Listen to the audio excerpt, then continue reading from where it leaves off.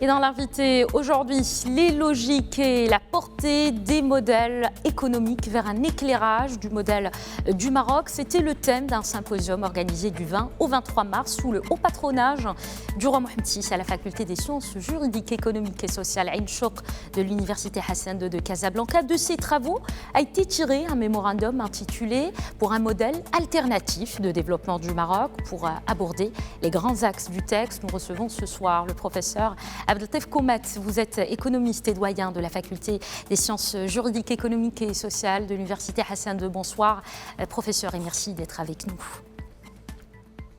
Bonsoir et merci pour l'invitation. Alors d'abord, votre mémorandum se présente sous la forme de 3 grandes pistes de réflexion, à savoir une nouvelle répartition de la valeur ajoutée pour lutter contre les inégalités, une réforme de l'investissement et une nouvelle stratégie aussi pour l'éducation et la formation. Alors, pour commencer, vous proposez notamment de réorienter l'appareil productif national. Pouvez-vous nous dire concrètement comment le faire ? Alors, le Maroc se trouve devant des challenges, notamment en termes de besoins en croissance. En taux de croissance, aussi bien le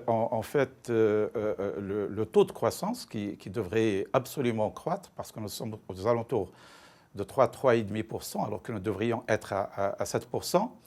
Mais à l'intérieur de ce taux de croissance, il faut aller vers des secteurs plus créatifs d'emploi.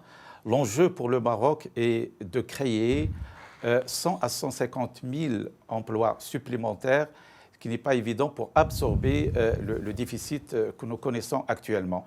Et donc cela passerait forcément par une réorientation de l'appareil productif. Je pense notamment au secteur industriel. Si on voit l'évolution de la part du secteur industriel sur les 4 dernières décennies, il y a bien sûr une part de l'industrie au niveau de croissance, mais également une baisse de la part de l'industrie au niveau du PIB, qui était aux alentours de 21-22% dans les années 60, début des années 70, aujourd'hui se situe aux alentours de 15%. Et donc, si on parle de réorientation de l'appareil productif, c'est d'aller vers des secteurs plus créateurs d'emplois et plus porteurs en termes de croissance. Alors, autre proposition intéressante de ce mémorandum, c'est bien la réforme de l'investissement pour le rendre plus efficace. Justement, le Maroc est pourtant un pays qui attire beaucoup les IDE. Que doit-on faire ? Alors, lorsqu'on évoque l'investissement, en fait, il y a 2 composantes. Il y a un investissement public et il y a un investissement privé. Il se trouve qu'au Maroc, nous avons un taux d'investissement public qui est un des plus élevés au monde par rapport au PIB. Il se situe aux alentours de 31,5 par exemple en 2017, ce qui est très très important. Alors, bien évidemment, au-delà en fait, de la part de l'investissement public dans le PIB, ce qu'il faudrait voir, c'est l'impact de cet investissement en termes de création de richesses, en termes de création d'emplois. Donc, les appréciations feront que cet investissement public est estimé peut-être peu créateur de richesses et d'emplois comme il se doit par rapport à son intensité. La deuxième composante, c'est que l'investissement public, au-delà en fait, de son impact direct, devrait être un vecteur de stimulation de l'investissement privé.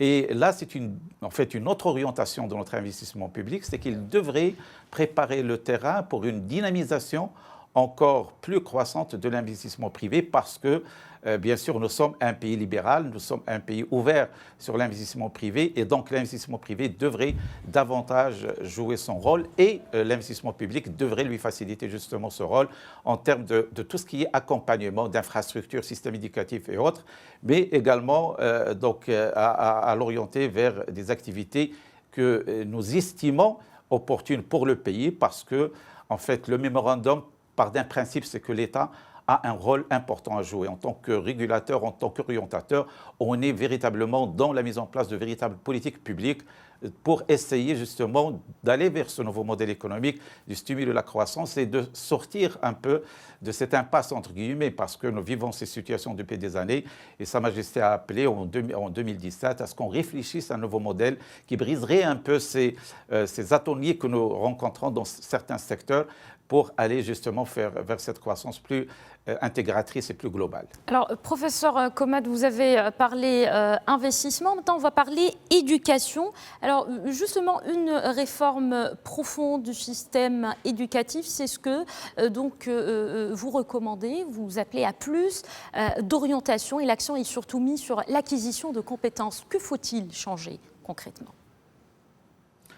Alors, bon, on le sait, aujourd'hui, nous sommes dans des économies de savoir. Aujourd'hui, l'essentiel de la création des richesses, de la valeur ajoutée, se fait sur la base de compétences et de savoir. On n'est plus dans des économies qui se baseraient sur l'exploitation de main-d'œuvre non qualifiée. Aujourd'hui, les économies les plus dynamiques se basent sur des créations de richesses à partir de compétences et de savoir. Et donc, en fait, il y a toute une réforme qui est en cours au niveau de notre pays. Et le cœur de cette réforme, c'est de développer les compétences, notamment les compétences techniques, mais également les compétences comportementales, relationnelles, des prises d'initiative, et puis développer l'esprit, notamment d'entrepreneuriat. Ce sont ces dimensions-là qui permettraient à notre pays d'avancer. Et on le sait, l'éducation, elle est au cœur de la dynamique économique.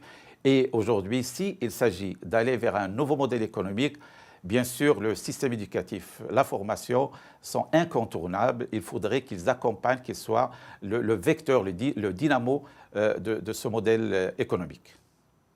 Professeur Abdeltef Komad, merci beaucoup d'avoir accepté notre invitation. Je rappelle que vous êtes doyen de la faculté des sciences juridiques, économiques et sociales de l'Université Hassan II de Casablanca. Merci encore une fois.